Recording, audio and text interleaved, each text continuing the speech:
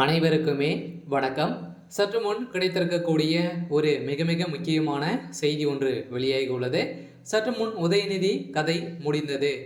உதயநிதி மீது வழக்கு பதிவு செய்த ஆளுநர் RN ரவி இது மாதிரி பார்த்தீங்கன்னா இப்போ செய்திகள் வெளியாகிருக்கு. ஸோ இதனால் பார்த்தீங்கன்னா இப்போ தமிழகத்தில் முதல் சட்டப்பேரவை பார்த்தீங்கன்னா நடைபெற்றது இல்லையா? ஸோ 2 நாட்களாகவே தொடர்ந்து நடைபெற்றது. இந்த சட்டப்பேரவையில் தான் பார்த்தீங்கன்னா இப்போ ஆளுநர் RN ரவி அவர்களுக்கு துணை முதல்வர் உதயநிதி ஸ்டாலின் அவர்களுக்கும் ஏற்கனவே நிறைய வாக்குவாதங்கள் ஏற்பட்டிருந்த நிலையில் இப்போ திடீர்னு பார்த்தீங்கன்னா இவர் மீது பார்த்தீங்கன்னா உதயநிதி ஸ்டாலின் அவர்கள் பாய்ந்த சம்பவம் தான் இப்போ ஆளுநர் RN ரவி அவர்கள் இவர் மீது வழக்கு பதிவு செஞ்சிருக்காரு. ஸோ அதனால் ஏற்கனவே அண்ணாமலை பல்கலைக்கழகத்தில் நடந்த சம்பவத்தினால இதில் உதயநிதி ஸ்டாலின் அவர்களுக்கும் தொடர்பு இருக்குது அப்படின்ற மாதிரி பார்த்தீங்கன்னா இப்போ ஆளுநர் RN ரவி அவர்கள் இப்போ செய்தும் விசாரணையிலும் இப்போ பார்த்தீங்கன்னா ஏற்கனவே சிக்கக்கூடிய சூழ்நிலையிலும் இப்போ உதயநிதி மீது வழக்கு பதிவு செய்திருக்கக்கூடிய நிலையில் தான் இப்போ அதிரடியாக ஆளுநர் மீதே பார்த்தீங்கன்னா ஏற்கனவே திமுகவை சேர்ந்த நிர்வாகிகள் தாக்குதல் நடைபெற்று இருந்த நிலையில் இந்த தாக்குதலின் அடிப்படையில் தான் இப்போ இதுக்கு உறுதுணையாக இருந்த துணை முதல்வர் உதயநிதி ஸ்டாலின் அவர்கள் பார்த்தீங்கன்னா அவருடைய கைது செய்யப்பட்டு இருக்காரு. இதை பற்றி இந்த வீடியோவில் பார்க்கலாம். அதுக்கு முன்னாடி நம்ம சேனலுக்கு இப்போ தான் நீங்கள் முதல் முறையாக வந்திருக்கீங்க அப்படின்னா மறக்காமல் நம்மளுடைய சேனலை சப்ஸ்கிரைப் பண்ணி சப்போர்ட் பண்ணுங்கள்.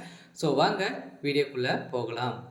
பார்த்தீங்கன்னா உதயநிதி ஸ்டாலின் அவர்கள் ஏற்கனவே இந்த அண்ணாமலை பல்கலைக்கழகத்தில் சம்பவத்தின் குற்றவாளிகள் 4 மணி நேரத்தில் கைது செய்யப்படுவார்கள் என துணை முதல்வர் ஸ்டாலின் அவர்கள் பார்த்தீங்கன்னா துணை முதல்வராக இருக்கக்கூடிய உதயநிதி ஸ்டாலின் அவர்கள் தெரிவித்திருந்தார். சென்னை சேப்பாக்கம் நிகழ்ச்சி ஒன்றில் பேசிய துணை முதல்வர் உதயநிதி ஸ்டாலின், ஆளுநர் என்று ஒருவர் இருக்கிறார். அவர் எந்த ஒரு வேலையும் இல்லை, சட்டப்பேரவைக்கு வருவார் போவார். அவர் எந்த ஒரு கால் மேலே கால் போடுவார் அப்படின்ற மாதிரி பேசி தரக்குறைவாக பேசியிருக்கக்கூடிய நிலையில் தான் ஏற்கனவே உதயநிதி ஸ்டாலின் அவர்கள் பார்த்தீங்கன்னா இப்போ ஆளுநர் அவர்கள் ரொம்ப அவமானப்படுத்தி திமுக பேசிட்டு வராங்க அப்படின்ற மாதிரி தான் இப்போ உதயநிதி மீது பார்த்தீங்கன்னா ஆளுநர் RN ரவி அவர்கள் வழக்கு பதிவு செஞ்சுருக்காங்க. அதனால் இந்த வழக்கின் அடிப்படையில் தான் எதிர்க்கட்சிகள் என்ன பண்ணுறாங்க, அவர்களுக்கு அரசியல் செய்ய எதுவும் இல்லையா என்பது சமீபத்தில் சென்னையில் ஒரு பல்கலைக்கழகத்தில் தவறான நடந்த சம்பவத்தினால பார்த்தீங்கன்னா இதை அரசியலாக பயன்படுத்தி பேசுகிறாங்க அப்படின்ற மாதிரி பேசியிருந்தார்.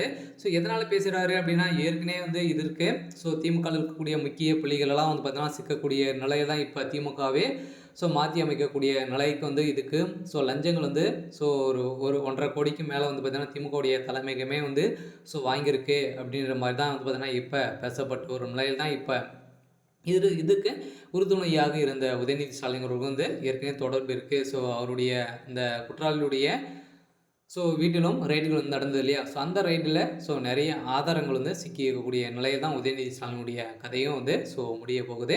சரி, ஓகே.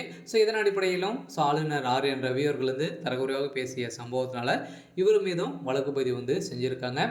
சரி, ஓகே. எனக்கான அப்டேட் பார்த்தீங்கன்னா இதுதான். மறக்காமல் நம்மளுடைய சேனலை சப்ஸ்கிரைப் பண்ணிக்கோங்க. தேங்க்யூ.